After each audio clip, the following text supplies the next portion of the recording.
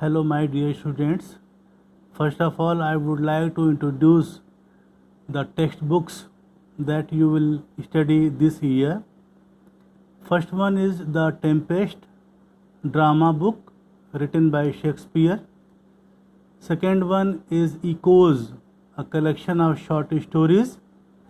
The third one is Reverie, a collection of poems. In poem, you will study this year 5 poems.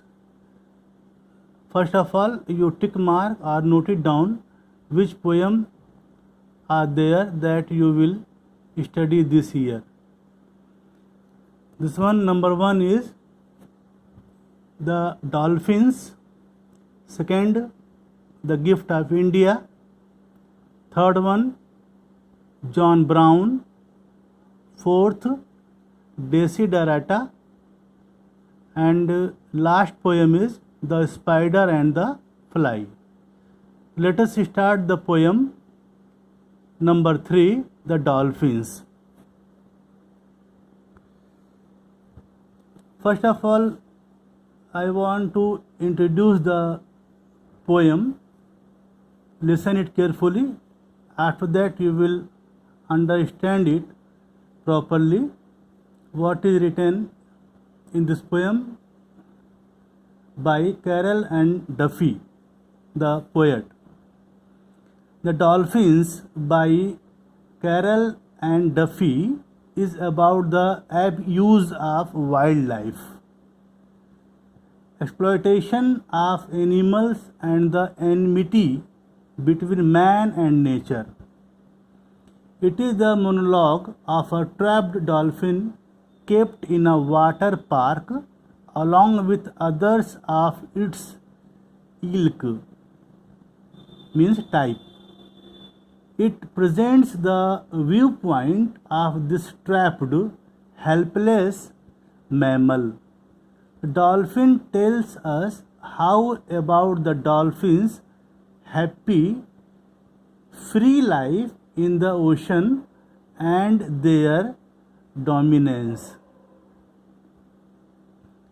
The dolphin tells us about the dolphins' happy free life in the ocean and their experience in the limited space of the water tank. It hints at man's complete control and dominance. As dolphins have to move in a limited space, they lead only a monotonous life. The dolphin then recalls the time when they were in the sea. The sunlight that reflects off their skin there gives it a silvery appearance. In the water park, the dolphins of whistle. The dolphins are given an artificial plastic toy to play with it. There is no other music than the single note of whistle. The moon has been replaced by man-made source of light. Nothing is natural here. Dolphins have only bleak future. They are sure to die here. Thus, the poem is a kind of protest against man's attitude towards other creatures. In the desire to show his superiority, man treats helpless creatures in an inhuman way. He never cares to think how the trapped creatures feel and suffer. Students, here, when I will explain the stanzas, then you will understand it properly. First of all, listen about the poem that is going on. The Dolphins is written from the perspective of a dolphin, the speaker in the poem. Dolphin is the speaker. It speaks on behalf of all the dolphins in similar circumstances as it is in. Dolphins are in water, their natural element, in which they can swim or dance. But as they are in a man-made pool, it is not their natural world. They are not free. There is no doubt that outside the pool they cannot live for long, so they are there to perform. There is an affinity between them and their captors. In a pathetic wise, the speaker dolphin mentions the man who controls them and the hoops with which they play to entertain. The flowing gilt is a metaphor for water that is pumped into the pool.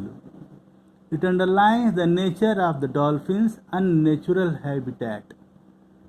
Though the dolphins have nothing to feel guilty, they are made to feel so to convey the enormity of the guilt of man, whom the dolphins consider to be their friend. The dolphins are intelligent creatures with their highly developed sonars.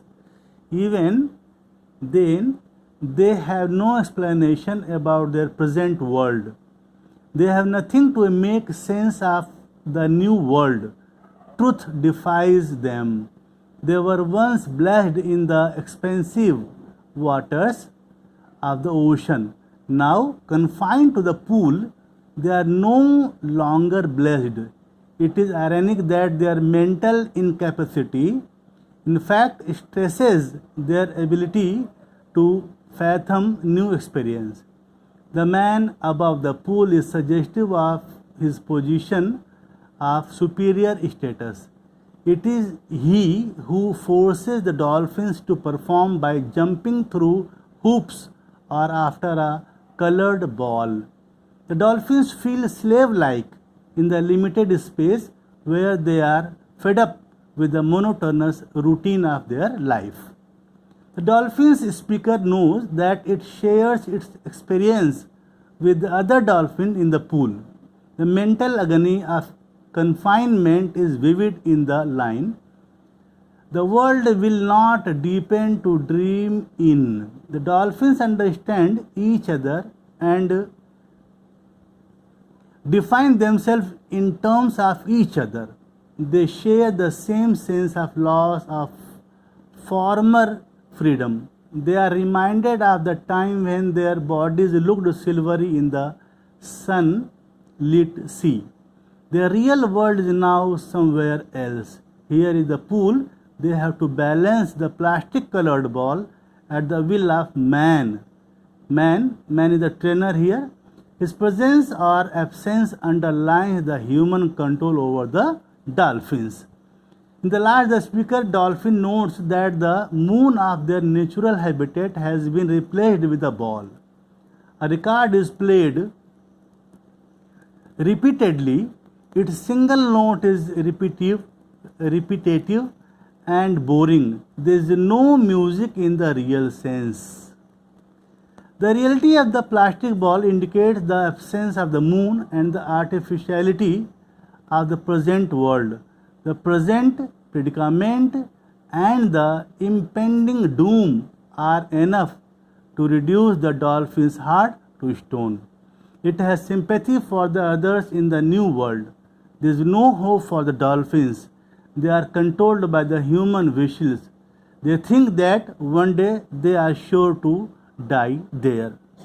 This is about the poem, and tomorrow when I will explain it stanza wise, you will understand it properly. Thank you so much.